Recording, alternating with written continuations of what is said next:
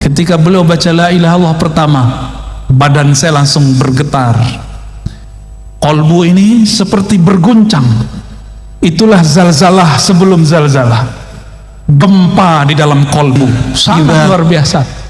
Yang dipakai oleh kibarul aulia, pembesar-pembesar aulia, itulah ilaha illallah. Yang menjadi makanan para salik, itulah ilaha illallah. Yang menjadi pembuka tabir-tabir hijab dalam diri, itulah ilaha illallah. Tapi kenapa kalau kita baca la ilaha illallah tidak ada efek? Mungkin kita hanya melakukan zahirnya, batinnya belum mengikuti. Maka sebagai pelengkap nanti ada talqin zikir thariqat. Kalau tadi talqin zikir riwayat, dengan keberkahan juga guru-guru kita, Datuk Kalampayan, begitu juga Abah Guru Sekumpul yang saya sangat cintai beliau. Maka kami pun akan talqinkan insyaallah metode zikir baca la ilaha illallah yang musalsal inda ahli turuq sufiyah, yang dulu dipraktekkan oleh para ahli-ahli thariqah, sehingga tahu kita kenapa kepala bergerak ke kiri, ke kanan, ke bawah. Itu ada rahasianya. Assalamualaikum warahmatullahi wabarakatuh. Waalaikumsalam warahmatullahi wabarakatuh. Alhamdulillahilladzi amarna bidzikrihi wa anzala ala man dzakarahu at-tuma'ninata was-sakinah. Ashhadu an la ilaha illallah wa ashhadu anna Muhammadan abduhu wa rasuluh. Allahumma salli wa sallim ala sayyidina Muhammad wa ala alihi wal mahdi khalifatihi wa sallim.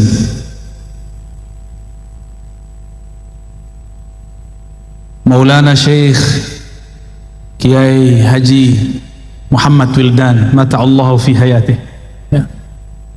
Tuan Guru Mukri Yusuf, Tuan Guru Hasanuddin, dan pemimpin kita yang kita cintai Paman Sahbirin, ya, hafizahullah. Semoga Allah jaga beliau, diberikan sifat amanah, sifat adil, sifat rahmah, amin ya rabbal alamin. Tadi luar biasa sekali. Ini jarang-jarang ada ijazah sanad talqin yang biasanya hanya diberikan kepada murid-murid secara tertutup, tapi dengan kemurahan hati Kiai kita, guru kita, Kiai Haji Muhammad Wildan, beliau memberikannya secara cuma-cuma, secara ringan, tidak pakai syarat ini dan itu. Barangkali karena orang-orang di Banjar ini hatinya memang sudah terpaut kepada Allah Subhanahu wa taala. Alhamdulillah, dengan pembacaan sanad tadi, maka siapapun yang hadir, siapapun yang mengatakan qabilna, kami terima, siapapun tadi yang membaca la ilaha illallah, maka lafaz la ilaha illallah yang dia baca bersambung dengan lisan Rasulullah sallallahu alaihi wasallam. Jadi bagi orang-orang yang dia menjaga silsilah keilmuan kepada Rasulullah, lafaz la ilaha illallah pun ada silsilahnya, ada sanadnya. Nggak langsung baca buku, apalagi lewat YouTube, ya. Thariqat baru, Thariqat al-Youtubiyah. Di depan saya banyak ini pengikutnya, mursyidnya nggak jelas. Tadi saya senang sekali melihat nasyid tahlil la ilaha illallah. Mungkin di Indonesia, bahkan Malaysia, Singapura, Brunei sudah tidak ada penampilan zikir dengan teknik-teknik tadi. Kita boleh sebut ini seni berzikir. Di Aceh masih ada, tapi yang tersisa cuma tarinya, tari saman atau tari rifaiyah. Di Palembang masih ada manaqib Syekh Muhammad bin Abdul Karim As-Samman, manaqibnya.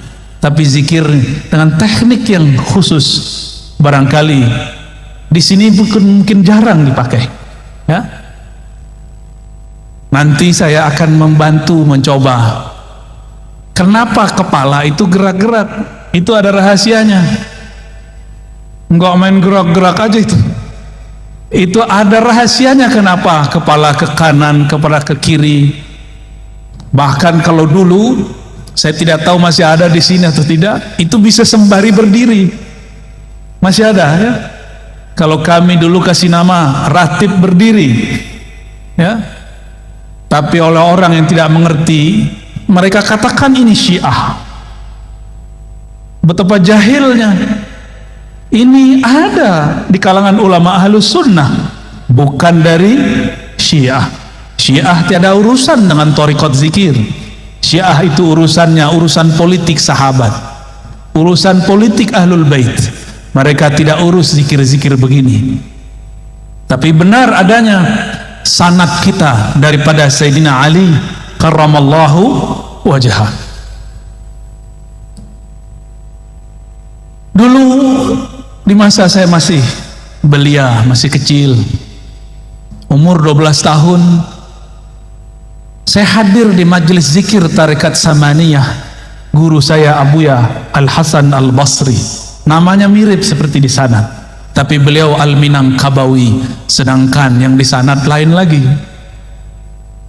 Abuya Hasan Al-Basri, apa karamahnya? Saya belum ditalkin zikir, tapi sudah fana duluan. Ketika beliau memimpin zikir ba'da salat isya, afdalu dzikri la ilaha illallah. Ketika beliau baca la ilaha illallah pertama, badan saya langsung bergetar. Kolbu ini seperti berguncang. Itulah zalzalah sebelum zalzalah, gempa di dalam kolbu. Idza dzukirallah wajilat qulubuhum, disebut nama Allah, kolbunya berguncang. Karena badan saya masih kecil, akal saya masih belia, umur 12 tahun, akhirnya hilang. Tapi terasanya indahnya bukan main. Kapan saya sadar? Ketika semua orang sudah selesai sholat, sudah duduk ke tempatnya masing-masing, saya masih duduk, kepala masih ke bawah, masih mengarah kepada jantung. Rasa itu tidak pernah saya lupakan sampai hari ini. Nikmatnya ketika kalimatullah masuk ke dalam kolbu. Inilah yang diajarkan oleh dulu Datuk Kalampayan, ya, benar bacanya gitu, Syekh Maulana Muhammad Arsyad Al-Banjari. Boleh juga kita sebut beliau Al-Madani karena lama di Madinah. Beliau bertalaqi dulu kepada khalifahnya Syekh Muhammad Abdul Karim As-Samman yang ada di Madinah, namanya Syekh Abdul Samad Al-Falimbani. Talqin apa yang beliau ajarkan? Talqin la ilaha illallah. Maka tidak salah muqaddimah tadi, sangat luar biasa. Yang dipakai oleh kibarul aulia, pembesar-pembesar aulia, itu la ilaha illallah. Yang menjadi makanan para salik, itu la ilaha illallah. Yang menjadi pembuka tabir-tabir hijab dalam diri, itu la ilaha illallah. Tapi kenapa kalau kita baca la ilaha illallah tidak ada efek? Mungkin kita hanya melakukan zahirnya, batinnya belum mengikuti. Maka sebagai pelengkap nanti ada talqin zikir thariqat.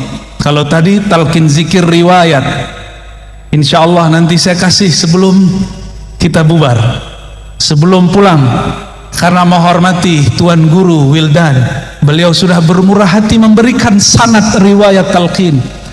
Dengan keberkahan juga guru-guru kita, Datuk Kalampayan, begitu juga Abah Guru Sekumpul yang saya sangat cintai beliau. Maka kami pun akan talqinkan insya Allah metode zikir baca la ilaha illallah yang musalsal indah ahli turuq sufiyah, yang dulu dipraktekkan oleh para ahli-ahli thariqah. sehingga tahu kita kenapa kepala bergerak ke kiri, ke kanan, ke bawah. Itu ada rahasianya. Insya Allah tolong diingatkan nanti ya. Sebelum sampai ke sana, maka kita ambil dalam surat Muhammad ayat 19. Allah berfirman, fa'lam annahu la ilaha illallah. Kita potong saja sampai di situ ya. Fa'lam, maka ketahuilah. Oleh beberapa ulama diartikan maka ilmuilah, bahwasannya lisya'annya la ilaha illallah, tiada ilah. Apa makna ilah? Ilah itu berarti sesuatu yang dituju, yang dimaksud. Dalam bahasa Melayu lama, maksud itu artinya tujuan. Maka mereka mengatakan tiada yang dituju kecuali Allah. Belakangan kata tuju berubah makna, ada yang mengartikan suka dan cinta, karena memang kata ilah berarti cinta. Yang benar-benar dicintai hanyalah Allah Subhanahu wa ta'ala. Itu secara teorinya. Tapi tenang, nanti kalau talqinnya lebih mudah, teorinya hilang ya. Nanti juga sama metodenya, cuma kalau tadi pejam mata, sekarang ditambah pejam mata, tangannya dinaikkan ke atas, mengamalkan hadis Imam Al-Hakim, irfa'u aidiyakum, angkat tangan kalian. Nanti tangan ini kita bantu menghantarkan kalimah ke dalam jantung kita insya Allah. Imam Al-Bukhari menerjemahkan ayat ini, apa kata beliau? Al-ilmu qabla al-qawli wal-amal. Berilmu dulu baru berkata, baru beramal. Kenapa la ilaha illallah kita baca katanya memberatkan, lebih berat daripada langit dan bumi, tapi kenapa tidak terasa berat di kolbu? Kata orang berdasarkan ayat tadi, jika disebut nama Allah wajilat qulubuhum, jika disebut nama Allah bergetarlah kolbu. Kenapa tidak bergetar? Karena belum fa'lam, belum kenal. Saya ini heran ngelihat paman Birin kemana-mana pakai sendal sendal apa namanya tuh? Sendal jepit. Masya Allah. Kalau ziarah orang nggak ngelihat saya, ngelihat beliau. Kalau orang tidak kenal beliau, dikira siapa nih? Wah, kayaknya tamu nih, tamu biasa. Tapi kalau kenal, hormat. Semua orang hormat. Apabila kita tidak kenal seseorang, cuma kenal namanya, maka tidaklah bergetar jika disebut namanya. Tapi kalau sudah kenal yang disebut namanya, namanya diulang-ulang dalam kolbu, itu akan mengguncangkan isi kolbu. Inilah yang dikatakan Nabi SAW, innallaha harrama 'alan nar, sesungguhnya Allah mengharamkan terhadap neraka, antamussa, untuk menyentuh, man qala la ilaha illallah min qalbihi aw nafsih, yang membaca la ilaha illallah dimulai dari kolbunya atau dari jiwanya. Maka zikir itu tekniknya mesti dari dalam kolbu atau dari dalam jiwa. Maka berdasarkan itu, zikir yang wusul, zikir yang membuat getaran itu cuma dua: zikir nafsiyah, zikir jiwa, zikir minda kata orang-orang jiran. Yang kedua zikir qalbiyah, zikir qalbu. Mungkin ada yang bertanya, lalu zikir ruh apa? Ruh tidak ada zikir. Ruh itu bukan lagi berzikir. Zikir artinya menyebut. Kenapa kita menyebut? Karena yang disebut belum terasa hadir. Kalau ruh makomnya makom ihsan, maka ia tidak lagi menyebut-nyebut karena yang disebut sudah hadir. Kalau saya nih belum ketemu Tuan Guru Wildan, saya sebut, oh Guru Wildan, Guru Wildan, Guru Wildan. Tapi kalau sudah ketemu, berani nggak sebut begitu? Berani nggak? Wildan, Wildan. Oh, kurang ajar itu. Ya, berani. Kita karena belum merasakan hadirnya Allah, maka kita sebut Allah, Allah, Allahu, Allah, Allah, Allah hak. Kita zikir begitu karena belum terasa hadir. Kita hadirkan dengan menghujam, itu belajar menyebutnya. Kalau sudah hadir, yang tadi disebut oleh tuan guru kita, wahdatus syuhud atau fana'us syuhud, fana adalah memandang, maka zikirnya bukan lagi menyebut, zikirnya adalah memandang.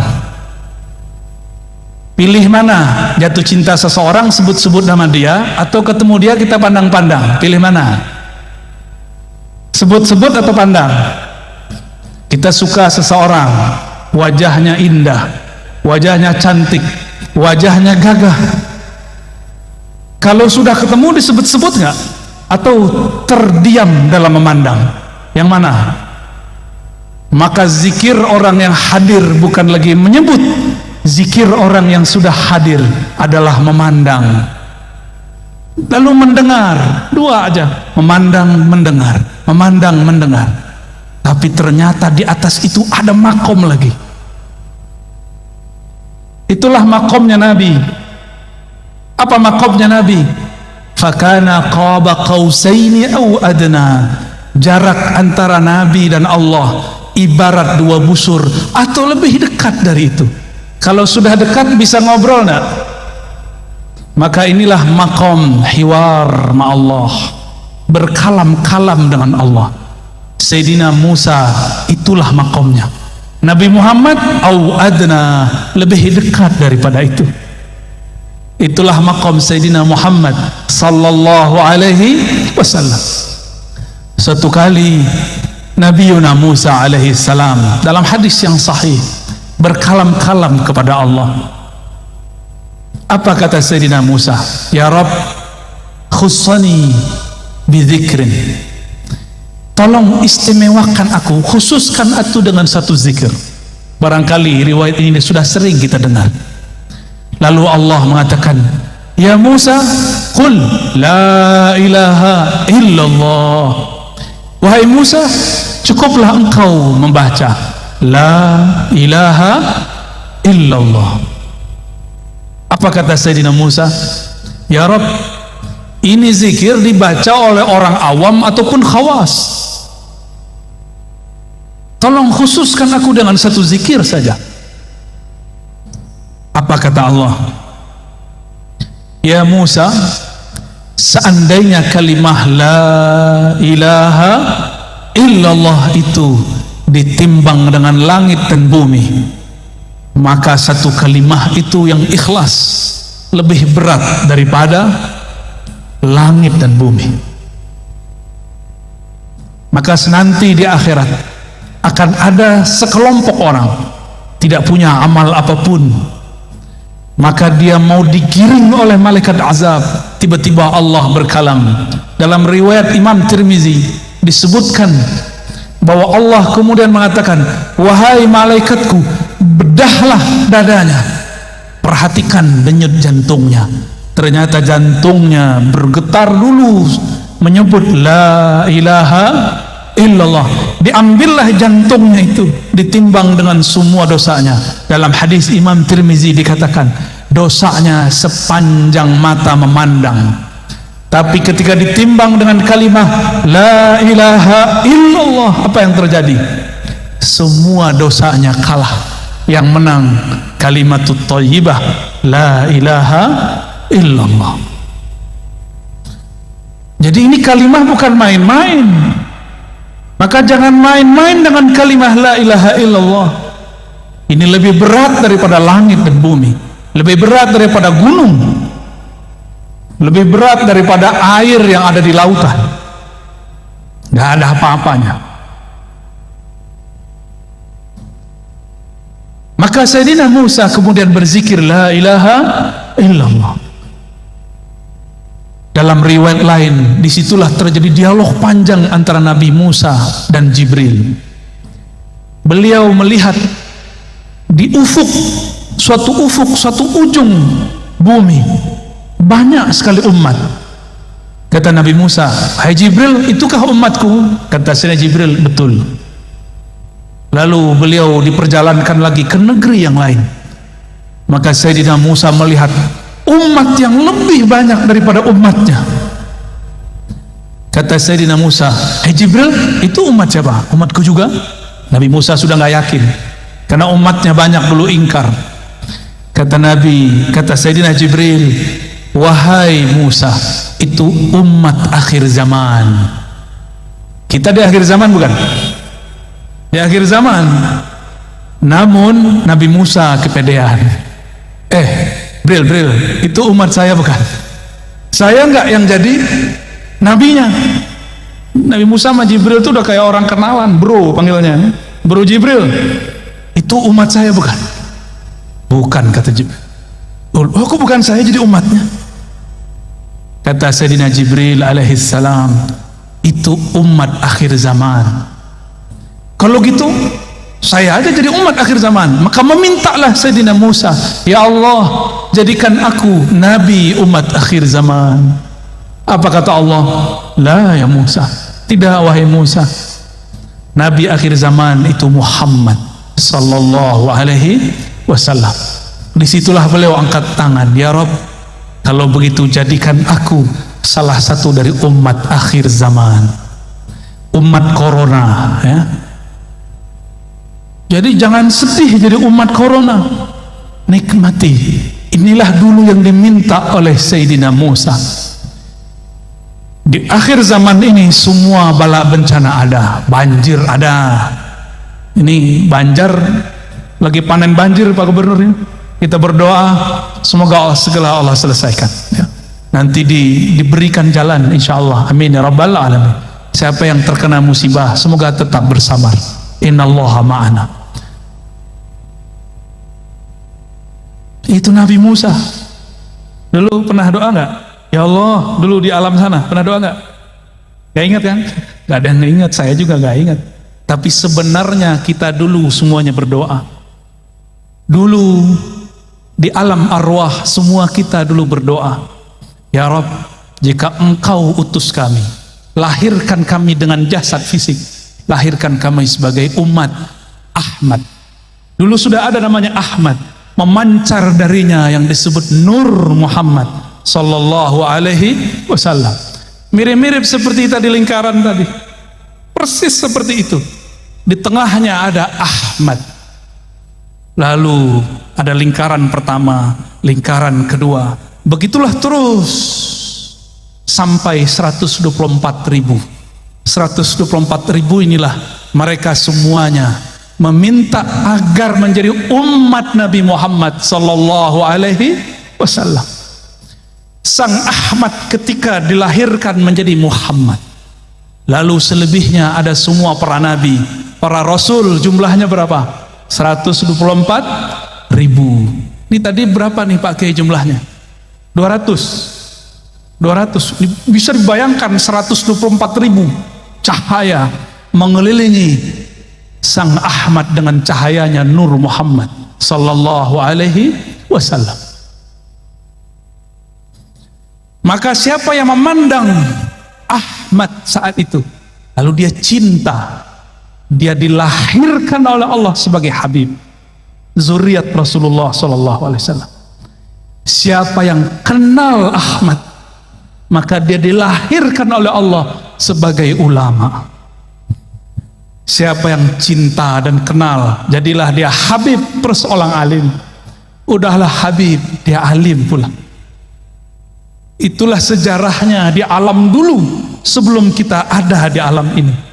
Jadi bukan sembarangan kok ada Habib terlahir Habib, kok ada Kiai, Gus, alim terlahir sebagai orang alim. Bukan sembarangan, itu adalah sejarah yang berulang. Semua para nabi berdoa jadi umat Nabi Muhammad, tapi yang terzahirkan dalam riwayat cuma 12. Apakah itu terwujudkan? Coba perhatikan kisah daripada Isra baginda Nabi Muhammad sallallahu alaihi wasallam. Di ujung Isra beliau diperintahkan jadi imam, benar gak?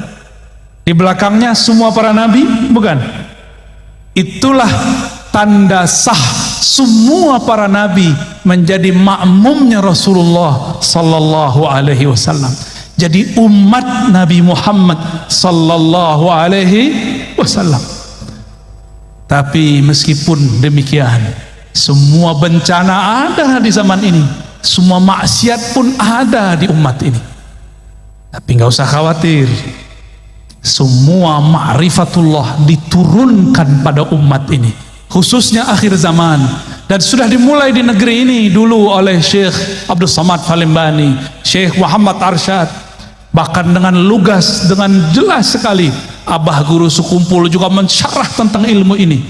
Dan kita nggak boleh berhenti, kita teruskan kajian-kajian ma'rifatullah mengenai Nur Muhammad sallallahu alaihi wasallam. Inilah ma'rifat yang dulu dicari oleh para arwah. Maka berkatalah Al-Habib Zain bin Smith, begitu juga Syekh Abdullah Faiz Ad-Daghestani An-Naqsyabandi.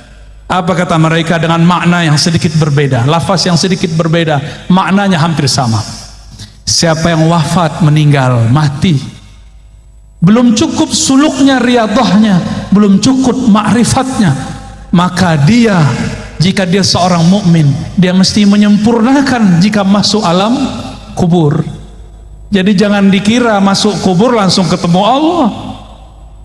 Belum tentu. Orang masuk kubur disidang dulu, man rabbuk. Kecuali seperti tadi saya dijemput oleh timnya Paman Birin, keluar dari pesawat langsung ada yang jemput, nggak perlu lewat-lewat tempat biasa. Itu kalau kenal yang punya, yang mimpin negeri Kalsel, yang menguasai rajanya alam barzakh, yang boleh membantu di padang mahsyar siapa? Baginda Rasulullah sallallahu alaihi wasallam. Maka siapa yang kenal beliau, sering menyapa beliau, sering berselawat kepada beliau, nanti beliau kirim orang-orangnya untuk menjaga kita. Bahkan jika kita ini orang spesial, Rasulullah sendiri yang menyambutnya. Kalau disambut oleh Rasulullah, berani nggak mungkar nakir tanya? Mungkar nakir langsung bilang, siap Pak Wali. Bukan wali kota, waliullah. Gak berani mungkar nakir sentuh. Kenapa? Karena dia kekasih Rasulullah sallallahu alaihi wasallam. Maka yang ditanya di kubur cuma dua, mukmin, munafik. Adapun wali nggak ditanya. Wali ini ada dua, wali Allah, wali setan. Itu nggak ditanya. Pilih mana? Hadirin pilih mana? Wali Allah atau wali setan? Wali Allah. Wali itu artinya bukan orang sakti. Wali itu artinya yang cinta kepada Allah. Mungkin nggak cinta tanpa kenal. Mana ada orang jatuh cinta tapi nggak kenal? Mungkin nggak? Nggak ada kita cinta seseorang nggak kenal. Kita kalau senang seseorang, kita cari namanya di Facebook, kita search namanya di IG, Instagram, kita cari-cari kalau ada di Google, itu namanya ma'rifatul asma. Maka jatuh cinta pertama mencari nama yang dikasihi. Semakin kenal nama, semakin kenal yang punya nama. Maka orang-orang yang kenal Rasulullah pasti dia menyimpan nama-nama Rasulullah sallallahu alaihi wasallam. Oleh karena itu ulama kita dulu buat kaligrafi indah mengenai nama-nama, ditulis dengan sangat bagus dalam kitab-kitab salawat, dipelajari, disyarah oleh ahli-ahlinya. Karena kenal Rasulullah dimulai dengan kenal nama. Begitu juga kepada Allah. Siapa yang kenal kepada Allah, maka kenalnya, mengertinya dengan nama-nama lebih banyak daripada yang tidak mengerti.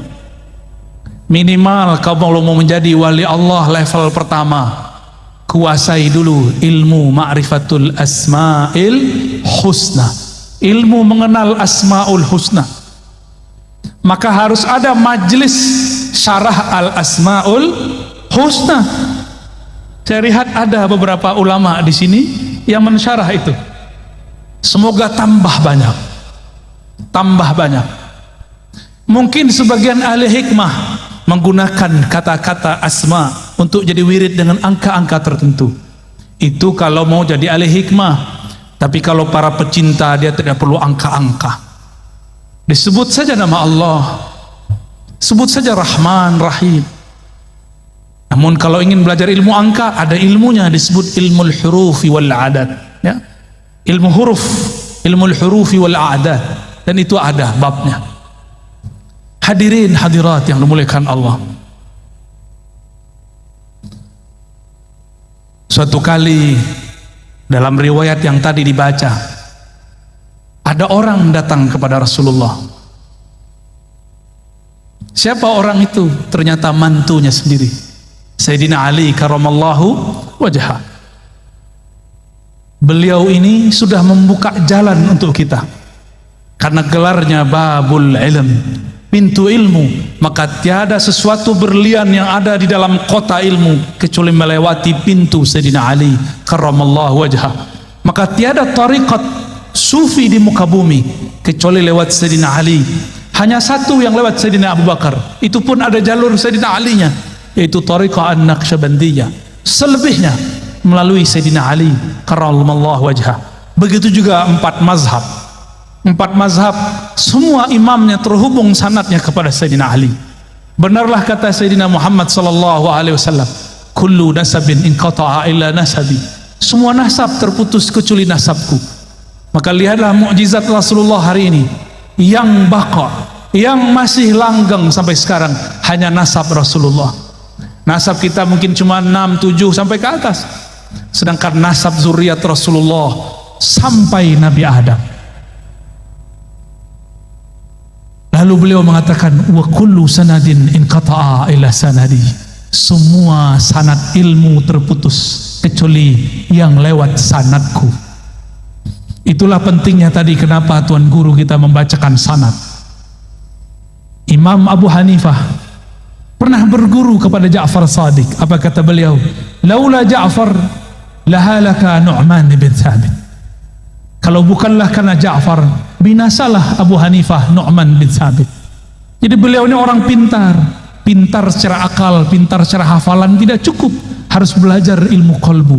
Itulah ilmu yang diajarkan cucu cicitnya Sayyidina Ali, Ja'far Shadiq. Maka tiada mazhab kecuali lewat Sayyidina Ja'far. Dan ini bukanlah sanadnya Syiah, ini sanad ulama kita Ahlus Sunnah wal Jamaah. Sayyidina Ali buka jalan, tadi sudah dibacakan oleh Tuan Guru kita. Sayyidina Ali bertanya, wahai Rasulullah, tolong tunjukkan kepadaku jalan terdekat kepada Allah, jangan yang mutar-mutar. Kita baru saja melewati masa, bahkan mungkin masih ada di beberapa pesantren, jika ingin talqin zikir, puasa dulu sekian hari. Ingin dapat dalail khairat, puasa dulu sekian tahun. Itu cara. Tapi Sayyidina Ali mudahkan jalan. Apa kata beliau? Akrab, lebih cepat, wa ashal, lebih mudah, wa arfa, dan lebih tinggi. 3 itu, lebih dekat, lebih mudah, lebih tinggi. Maka kenapa semua thariqah akan hancur kecuali thariqah yang bersumber dari Sayyidina Ali? Karena thariqah beliau mempermudah murid, bukan menyusahkan murid. Maka saya berpesan kepada diri saya sendiri dan semua guru-guru, tuan-tuan mursyid, tuan-tuan khalifah, buka man la yut'ibuka. Guru hakikimu, mursyid hakikimu bukan yang banyak wiridnya, banyak puasanya, bukan.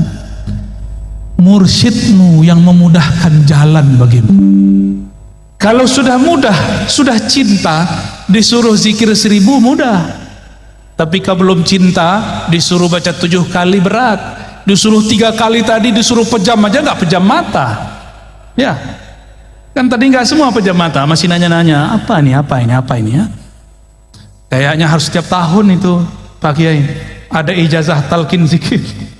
Ya, biar tambah biasa.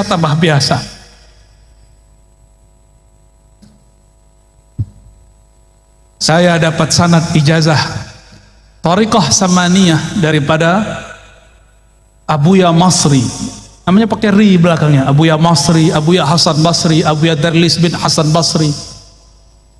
3 orang itu mentalkinkan zikir la ilaha illallah yang tadi adinda santri baca, termasuk zikir hu Allah,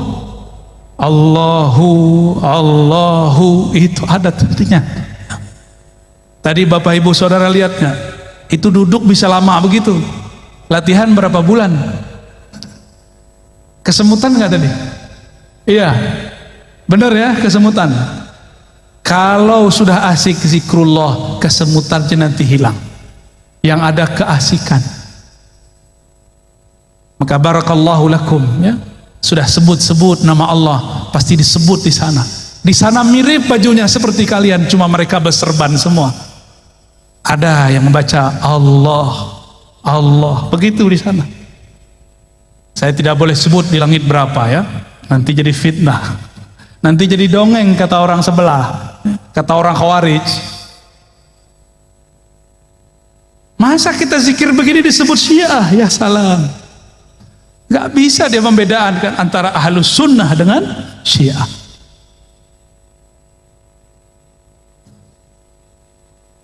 Sayyidina Ali kemudian dipanggil oleh Nabi. Apa kata Sayyidina Nabi SAW? Wahai Ali, hendaklah engkau banyak-banyak dawamkan zikrullah dalam khalwatmu, dalam sepimu, dalam sunyimu. Kata Sayyidina Ali, kalau itu saya tahu wahai Rasulullah, gimana caranya? Lalu Nabi SAW mengatakan, barulah muncul teknik, itu namanya teknik zikir. Wahai Ali, supaya jiwa dan kolbu itu ikut serta dalam zikir, muncullah teknik berzikir. Bahasa Arabnya kaifiyatuz zikr, kaifiyat berzikir, tata cara. Pikiran kita kalau zikir macam-macam nggak? Kalau lagi sholat, bener? Hatta Paman Birin kalau sholat pikirannya kemana-mana, jujur ya Pak. Para kiai kita sama, saya sama. Bedanya, saya diajarkan guru bagaimana cara memagar pikiran. Kita pagar dari 7 arah. Ada caranya. Udah dipagar dari 6 arah. Ternyata yang paling bahaya yang dari dalam ini. Maka Nabi mengatakan kepada Sayyidina Ali, ya Ali, aghmid ainaik. Wahai Ali, pejamkan kedua matamu. Kenapa mata mesti dipejam? Karena 2 mata ini penghalang pikiran, hijab bagi kolbu. Kalau mata masih memandang, maka basirah dalam kolbu terhalang. Maka dipejamkan mata. Disitulah kalimah yang tadi dikatakan Tuan Guru kita dapat ditanam, dicangkul dalam kolbu. Jadi kalau mata masih dibuka, terhalang oleh pikiran. La ilaha illallah, gak jelas perginya. Ya, perginya kemana-mana. Tapi kalau mata dipejam, tinggal telinganya difokuskan. Fokuskan kepada lafaz guru. Supaya tangan tidak kemana-mana. Di hadis Imam Hakim, irfa'u aidiakum, angkat tangan kalian. Ada teknik begitu. Makanya jangan heran, di kitab-kitab lama masih ditulis kalau zikir itu tangannya diginikan. Allah, masih ada di sini. Itu bukan ajaran Syiah, itu ajaran Ahlus Sunnah wal Jamaah. Diangkat tangannya. Bedanya kalau muridnya sahabat, gurunya Rasulullah, sekali angkat tangan usul sahabat Rasulullah. Kita ada berkali-kali angkat, nggak usul-usul juga. Makanya diulang, dilatih lagi, sampai kemudian kaki pun ikut bergerak. Jadilah dia gerakan-gerakan zikir. Alladzina yazkurunallaha qiyaman. Orang-orang yang berzikir tidak hanya lagi duduk, tapi juga sedang berdiri. Itu dalilnya bahwa boleh berzikir sembari berdiri. Al-Muhaddis Al-Kabir Al-Azim Sidi Abdul Aziz Al-Ghummari, barangkali Tuan Guru pernah ketemu beliau, ya, kawan daripada Syekh Yasin Al-Fadani. Itu kalau zikir beliau ikut jingkrak naik ke atas. La ilaha illallah, badannya naik. Ulama ini kan udah jarang olahraga, maka cocok sekali zikir saman tadi untuk zikir para kiai. Ya, pulang-pulang makan nasi kebuli, ya, apalagi ada kambing, ya salam kolesterol. Kalau ulama zikir banyak, gerak kurang, ngajar banyak, kolesterol. Maka zikir tadi itu menjadi riyadhah tidak hanya bagi kolbu tapi juga bagi badan. Zikir itu panas. Kenapa ada orang latihan-latihan supaya badannya keren, apa namanya, six pack, petak-petaknya ada 6, ya, apa yang dilakukan? Latihan berulang-ulang mengangkat berat. Benar? Sama jika kolbu mau dibuat six pack, jika kolbu mau dibuat kuat, maka lafaz kalimah la ilaha illallah yang beratnya lebih berat dari langit dan bumi harus berulang-ulang dihunjamkan, dipukulkan, dihentakkan ke dalam kolbu. Barulah kolbu itu nanti menjadi lansing, maka dia bergerak sangat lincah, cepat tanggapnya. Betapa naifnya manusia untuk mencari uang. Dia berangkat pagi pulang malam, berangkat pagi pulang senja, berangkat pagi pulang petang. Tapi untuk mencari kenikmatan yang ada di dalam kolbu, mereka tidak mau berangkat seperti itu. Tapi saya lihat yang hadir malam ini dari berbagai negeri. Semoga termasuk orang yang ingin kolbunya six pack, ya. Amin. Nanti kita kasih oleh-oleh, tolong diamalkan nanti kalau pulang. Ba'da sholat baca dengan teknik yang kita kasih nanti. Biasanya saya baru kasih kalau orang yang sudah zikir ya hayyu ya qayyum 40 hari. Tapi khusus untuk orang Banjar atau orang yang hadir malam ini, kita berikan dengan mudah karena Sayyidina Ali telah mempermudah. Guru kita Tuan Guru Wildan juga sudah mempermudah ijazahnya. Insya Allah. Mau langsung atau nanti? Tar dulu ya. Jam berapa nih? 11 sampai jam berapa kita? Wah, gimana, udah kesemutan belum? Kasih saya tisu dong satu.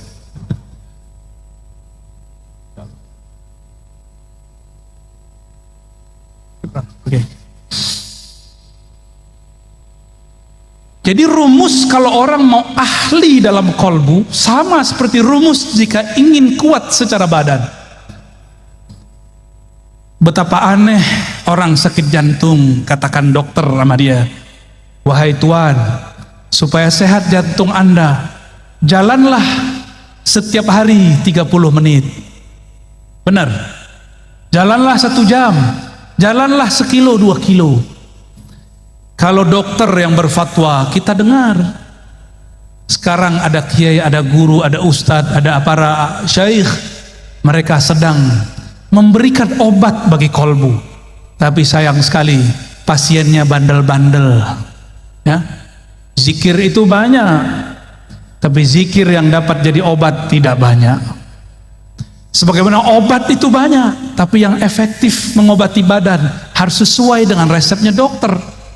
Dokter itu bukan orang yang cuma belajar sebentar, setahun 2 tahun. Dokter itu kuliahnya 4 tahun, praktek koasnya 2 tahun, 6 tahun baru bisa mengobati badan. Apalagi kalau ingin mengobati kolbu. Kalau jam terbang kolbunya sebentar, bagaimana ia akan menghendak mengobati kolbu? Maka anak-anak kita kalau mudanya sibuk bermain, nonton, nge-game, jadi apa nanti dia kalau dewasa? Kalau bapak-bapak ini masih sibuk nonton, bagaimana nanti dia ketika ajal datang? Harus punya satu waktu dia berkhalwat, bersepi-sepi dengan Allah Subhanahu wa ta'ala. Maka Nabi berkata kepada Sayyidina Ali, ya Ali ghammid ainaik, wahai Ali pejamkan matamu. Lalu isma' minni thalathan, dengarkan aku baca la ilaha Allah 3 kali. Ini diperdebatkan caranya. Isma' minni ini apakah setiap baca la ilaha illallah lalu kita ikuti la ilaha illallah, atau tunggu dulu sampai selesai la ilaha 3 kali baru kita ikuti? Ini perbedaan ahli thariqah. Saya dapat dua-duanya. Ada guru saya mengatakan, "Qul la ilaha illallah." Kita baca la ilaha illallah sampai 3 kali. Ada juga guru seperti Tuan Guru Wildan tadi. Beliau baca dulu 3 kali, baru kemudian kita ikut 3 kali. Cuma ada yang belum disebut di riwayat itu. Adanya di riwayat Imam Bukhari. Apa kata Nabi tadi? Allah mengharamkan neraka terhadap orang yang membaca la ilaha illallah dari kolbunya atau dari jiwanya. Bagaimana cara membaca la ilaha illallah dari kolbu? Inilah pegangan Syekh Arsyad, Abah Guru Sekumpul Syekh Abdul Somad Falembani, yang dulu bersambung sanad mereka kepada Tuan Syekh di Madinah, Muhammad ibn Abdul Karim As-Sammani. Dipejamkan mata, lalu ketika baca la, supaya pikiran ini tidak kemana-mana, dipenjarakan, diberikan dia batasan. Pandanglah dalam pejam matamu bagian pusar. Ada pusar nggak? Pada punya pusar nggak? Tahu pusar? Bahasa sini pusar. Pusat. Bapak Ibu punya pusat nggak? Kalau nggak punya pusat itu apa namanya? Di kampung saya namanya bunian. Sama. Apa? Pujal. Udah horor sekali. Mungkin ada yang hadir, dia nyamar sekarang ya. Coba cek dulu. Itu apa tuh? Dipejam mata, kepala menunduk. Makanya dalam zikir saman lama itu kepalanya begini, la, baru diangkat ke atas. Ke bawah dulu, la. La itu dihentakkan dari pusar, dari pusat kita. Lalu ditarik ilaha ke ujung ubun-ubun. Kenapa ke ubun-ubun? Ini bagian kepala, bagian angan-angan. Supaya dihilangkan semua angan-angan, maka ulama kita dapat ilham. Turunan dari hadis Sayyidina Ali, la ilaha. Buanglah semua yang kamu pikirkan. Buanglah semua yang kamu tuju. Lalu ditarik ke bawah bagian kanan. Maka tadi zikirnya kemana? Ke kanan atau kiri? Kanan, betul. Itu la ilaha begini. Ditarik ke bagian kanan. Makanya ada geraknya tadi. Itu yang asli loh ya. Itu ada dalam kitabnya Syekh Abdul Karim Muhammad Al-Samman. Ada juga dalam kitab Abdul Somad Al-Falembani. Ya. Dan murid-murid beliau.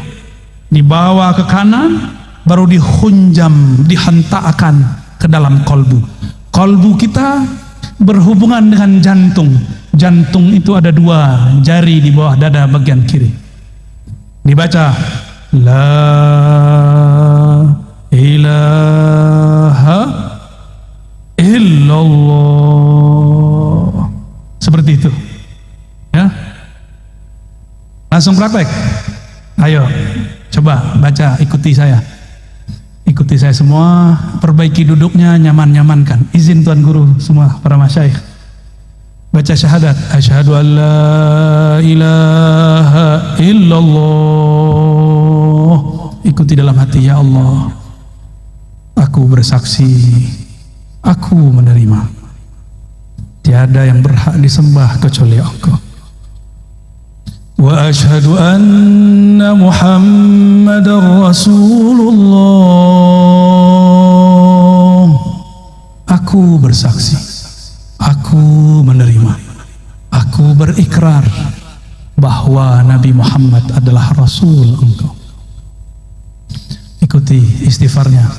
Astaghfirullah. Ikuti. Astaghfirullah.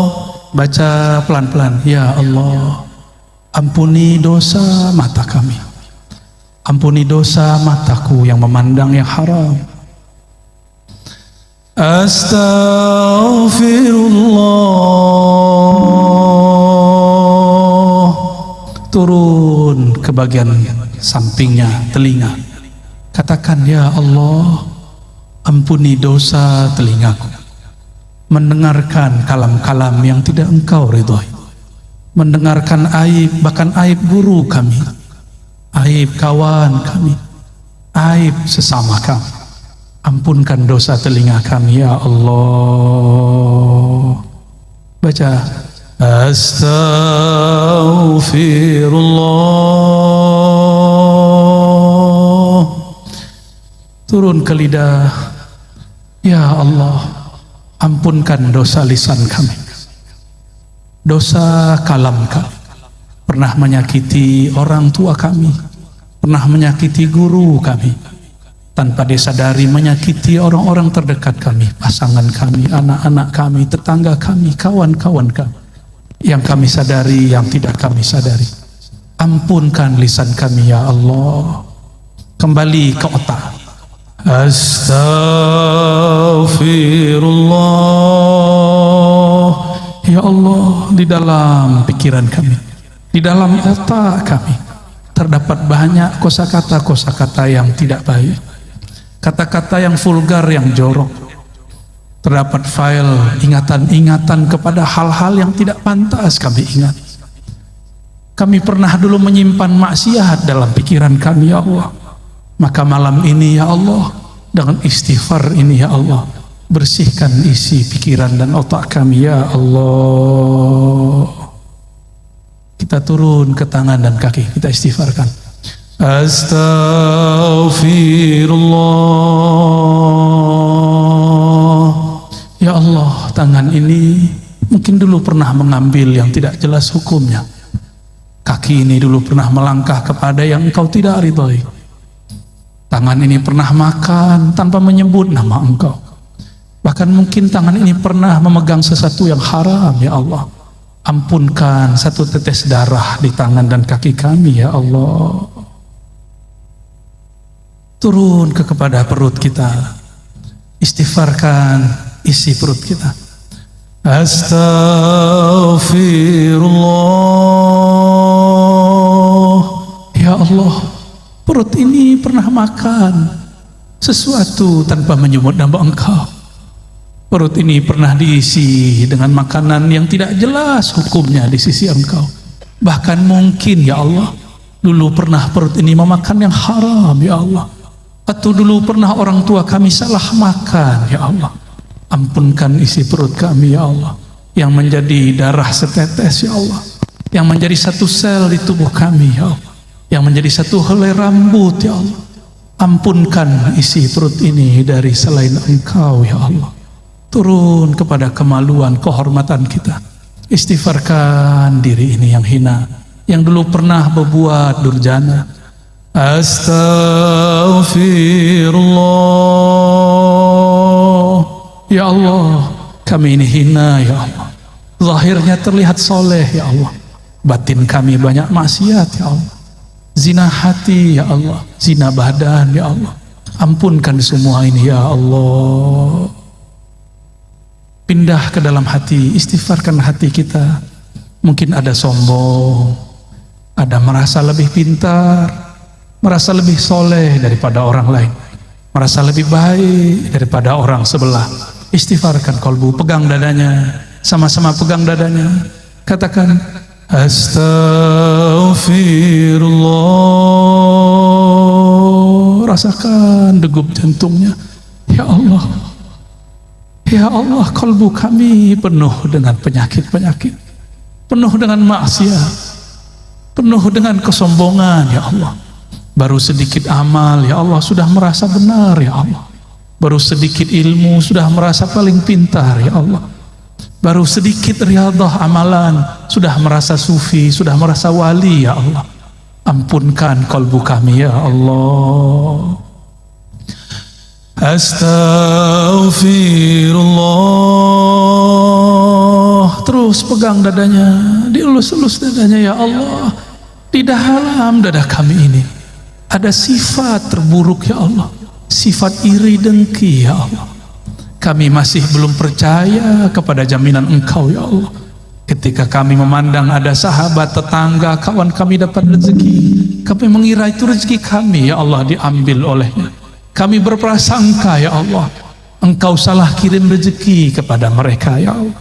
Ampunkan salah dalam hati kami ya Allah. Ampunkan iri dengki ini ya Allah. Di kalbu ada sifat riya, beramal karena ingin dipandang. Istighfarkan. Astaghfirullah ya Allah. Di dalam dada kami ini terbersit jika beramal ingin dipandang. Bahkan terbersit ada rasa senang dipuji, harap pujian. Bahkan lebih dalam lagi ya Allah, kami terbersit takut dicaci, takut dimaki, maka kami menampilkan kesolehan palsu ya Allah. Ampunkan riya dalam kalbu kami ya Allah. Astaghfirullah ya Allah. Di dalam kalbu kami ada kelalaian ya Allah. Ada lalai mengingat Engkau ya Allah. Bahkan kami lalai mengingat Engkau dalam ruku dan sujud kami ya Allah. Bagaimana mungkin ya Rabb solat ini diterima, baru saja takbir kami lupa lalai kepada Engkau ya Allah. Ampunkan solat kami yang tidak khusyuk itu ya Allah. Ampunkan baca Quran yang tidak tulus ini ya Allah. Ampunkan kalbu kami yang keras ini ya Allah. Ampunkan kalbu kami yang malam ini ingin menyebut nama Engkau tapi belum tersentuh ya Allah. Terakhir kita istighfarkan orang tua, pasangan, keturunan, anak-anak, tetangga, bahkan semua umat kita istighfarkan. Astaghfirullah ya Allah. Dosa kami kepada orang tua kami banyak ya Allah. Dosa kami kepada pasangan kami banyak ya Allah. Kami mengkasari mereka ya Allah. Kami pernah membentak mereka ya Allah. Ampunkan dosa kasar kami ya Allah. Dosa-dosa kami yang menyinggung mereka ya Allah. Begitu juga ampunkan ya Rabb dosa semua umat. Dosa semua umat yang bersyahadat kepada Engkau, menerima baginda Rasulullah senabi Engkau. Al-Fatihah sama-sama. A'udzu billahi minasy syaithanir rajim. Bismillahirrahmanirrahim. Alhamdulillahi rabbil alamin. Ar-Rahmanir Rahim. Maliki yaumiddin. إياك نعبد وإياك نستعين اهدنا الصراط المستقيم صراط الذين أنعمت عليهم غير المغضوب عليهم ولا الضالين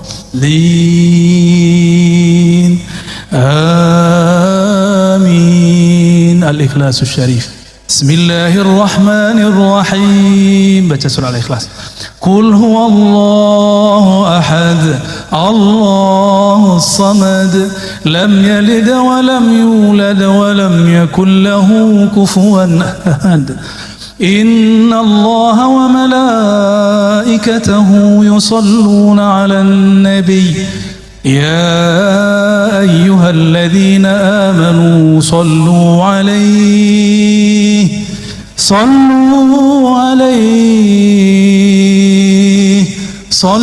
عليه وسلموا تسليما. Mari merindui Rasulullah sebelum kita talqin. Baca, ikuti saya. Allahumma salli ala Sayyidina Muhammad. Allahumma salli ala Sayyidina Muhammad. Salli ala Sayyidina Muhammad. Ikuti, baca dengan lisan yang lirih, yang lembut.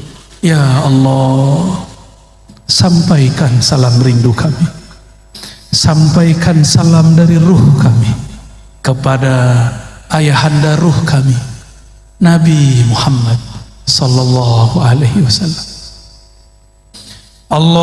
Allahumma, sama-sama. Allahumma salli ala سيدنا محمد. Ya Allah, sampaikan salam kami, rindu kami, cinta kami kepada baginda Nabi Muhammad sallallahu alaihi wasallam. Sampaikan maaf kami ya Allah, kalbu ini ingin merinduinya tapi tidak dapat merinduinya, ingin memandang wajahnya tapi mimpi pun kami belum dapat ya Allah, ingin memandang keindahan akhlaknya tapi akhlak kami belum seindah akhlaknya ya Allah. Allahumma salli ala Sayyidina Muhammad. Ya Allah, sampaikanlah ya Rabb, rahmat Engkau, kasih sayang Engkau, limpahkan jualah kepada ayahanda ruh kami, baginda Nabi Muhammad, Abu Ruh, Nabi Tauhid, la ilaha Rasuluna Muhammad sallallahu alaihi wasallam. Ikuti sama-sama. As-salatu wassalamu alaika ya sayyidi ya habibi ya Rasulullah.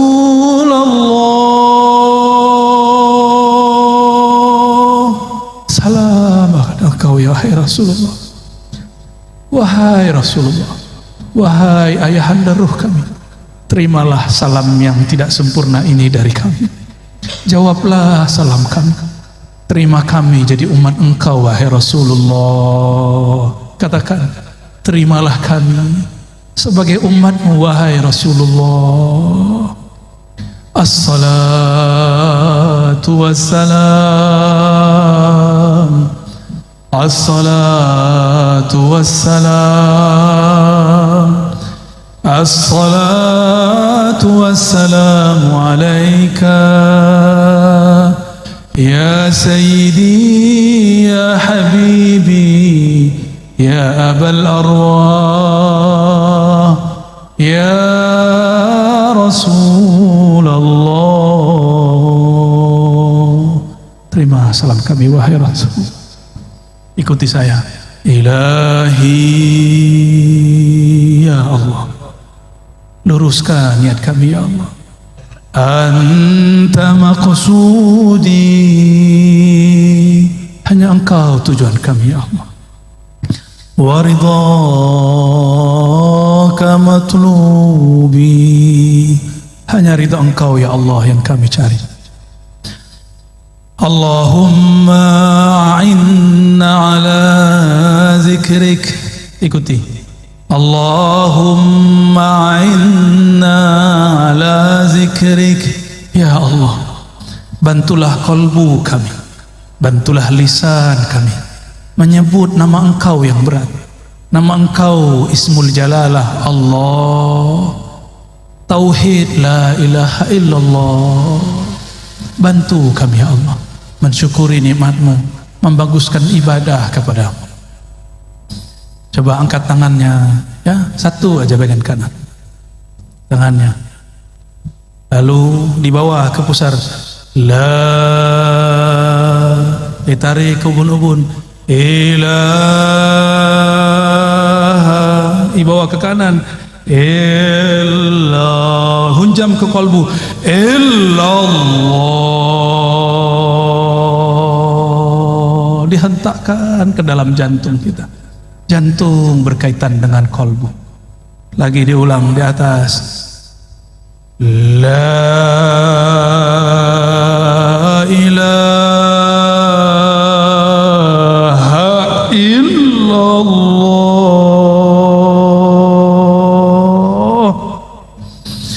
la ilaha illallah. Coba lidah dikunci, dinaikkan ke langit-langit dalam mulut, kepala menekur ke bagian kiri, mendekati jantung, lidah dikunci, mulut ditutup, sebut Allah, Allah,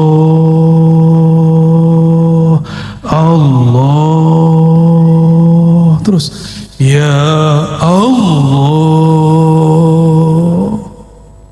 Teruskan. Allah. Lidah tetap dikunci. Sebut nama Allah. Sekarang teriak tapi dalam diri, di dalam diri, tidak bersuara. Teriak di dalam kolbu, teriakkan ke dalam kolbu. Baca, ya Allah. Serulah Allah atau serulah Ar-Rahman. Qul ud'ullah aw ud'ur Rahman. Seru, ya Allah. Dorong selain nama Allah. Bahkan nama sendiri pun ditiadakan. Tiada nama kekasih, tiada nama harta, tiada mobil, tiada rumah, hanya ada nama Allah. Terus baca pelan-pelan, ya Allah, sedalam-dalamnya, selembut-lembutnya, Allah.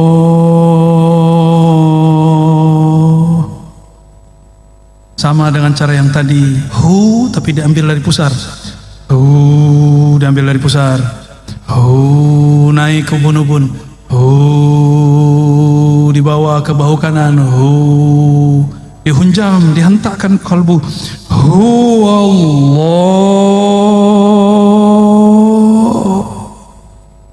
Lagi pelan-pelan zikir kita yang lembut. Dibawa ke ubun-ubun, bahu kanan dihunjam. Illallah, Allah. Kunci lagi lidahnya,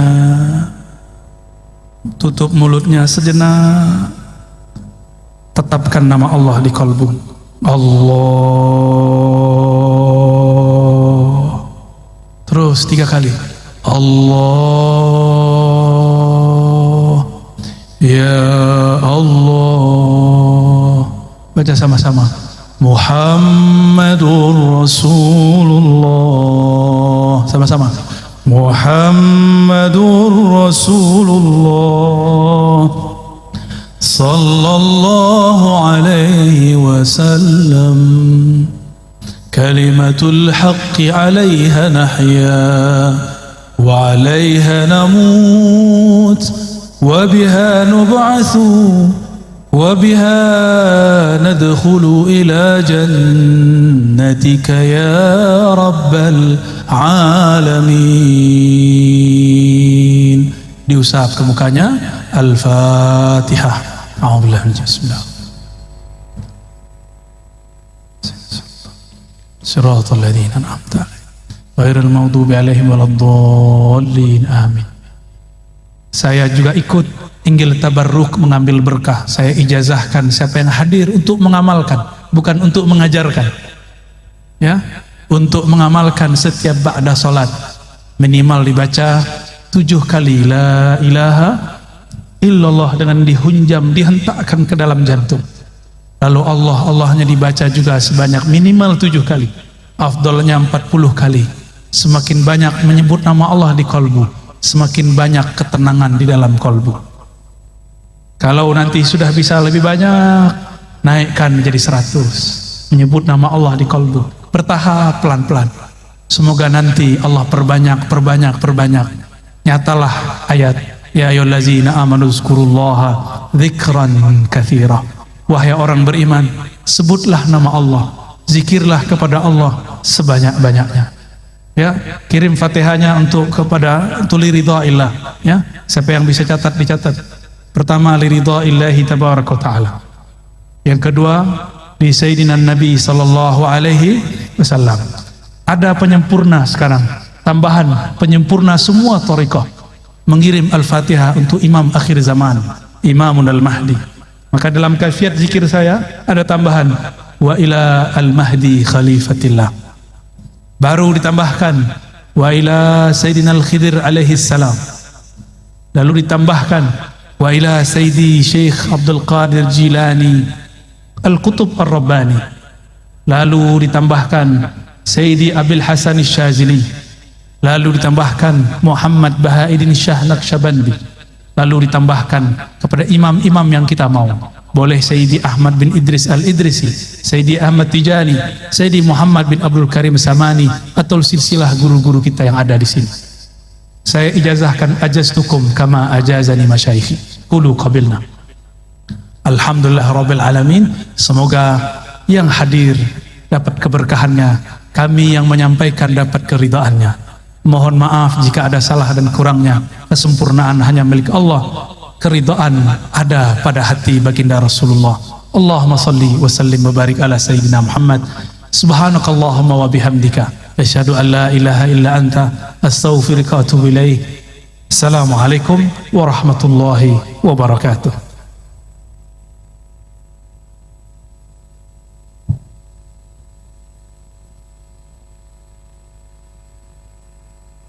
Alhamdulillahirabbil alamin. Demikian tadi kita ikuti bersama tausiah dari Al-Mukarram Abuya Dr. Ar-Raji Hashim LCMA Al-Minangkabawi. Semoga kita nantinya dapat mengamalkan ijazah-ijazah yang telah diberikan baik dari Al-Mukarram Al-Ustadz Abuya Ar-Raji Hashim maupun Ayahanda Tuan Guru Kiai Haji Muhammad Wildan Saman. Hadirin yang kami hormati, sebagai wujud rasa syukur kita dan dengan harapan semoga acara pada malam ini bermanfaat bagi kita semua, marilah kita berdoa bersama yang akan dipimpin kembali oleh Al-Mukarram Al-Ustadz Abuya Ar-Raji Hashim LCMA Al-Minangkabawi. Kami persilahkan.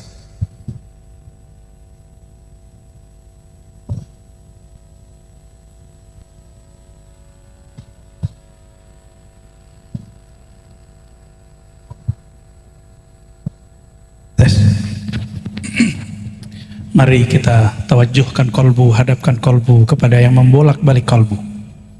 Kita maharkan cara menghadap ini kepada Allah, kepada Rasulullah, dengan kiriman Fatihah kepada kekasihnya baginda Rasulullah SAW. Ila hadrati Sayyidil Wujud, Sayyidil Qaunain, Sayyidina Ahmad, Sayyidina Muhammad. Al-Fatihah. A'udzubillahi minasyaitonir rajim.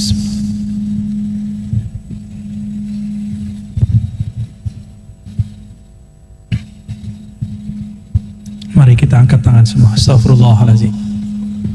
Allahumma ya Rabb, ya Salam, ya Quddus, ya Salam, ya Rahman, ya Rahim, ya Muqallibal Qulub, salli ala Sayyidina Muhammad.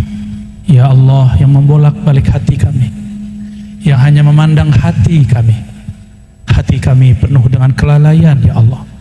Di hati kami miskin cinta kepada Engkau ya Allah, miskin salawat kepada baginda Rasulullah kekasih Engkau ya Allah.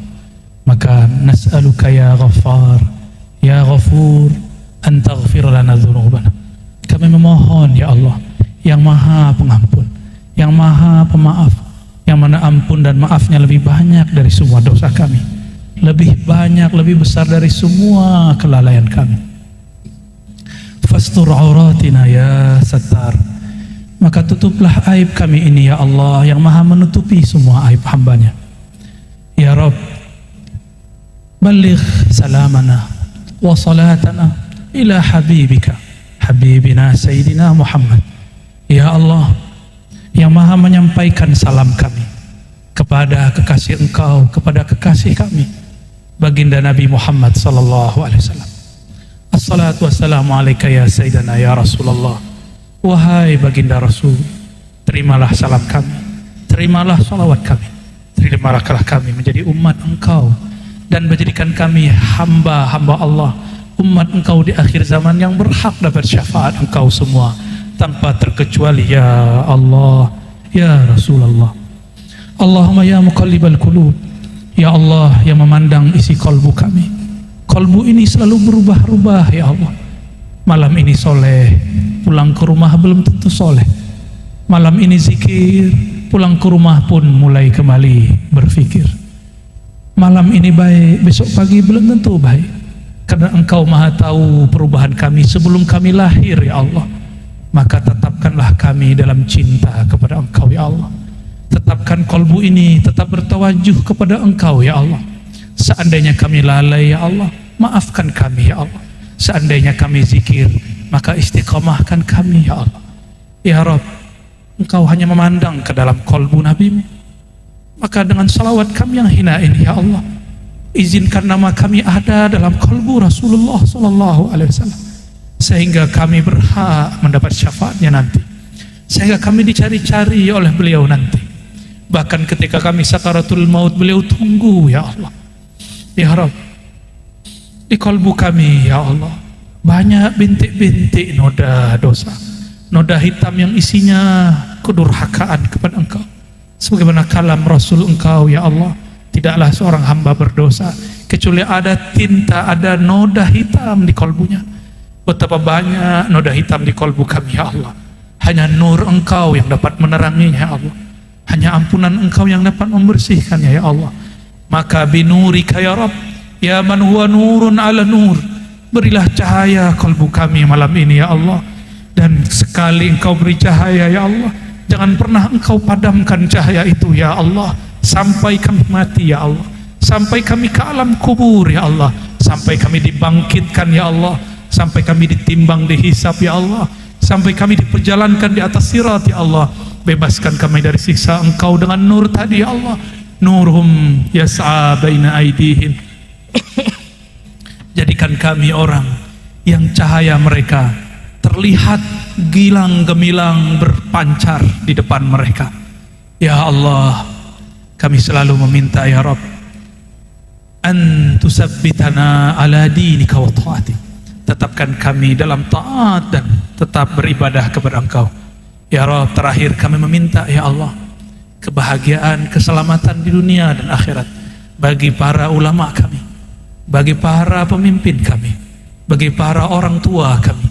Wabil khusus ya Allah, siapapun yang hadir malam ini, siapapun yang berjasa satu langkah saja, satu usaha saja untuk menciptakan, membuat acara malam ini, rahmati kami ya Allah, istiqomahkan kami ya Allah. Sabbitna ya Rabb, sabbitna ya Rabbi sabatik, nawwirna ya Rabbi nurik.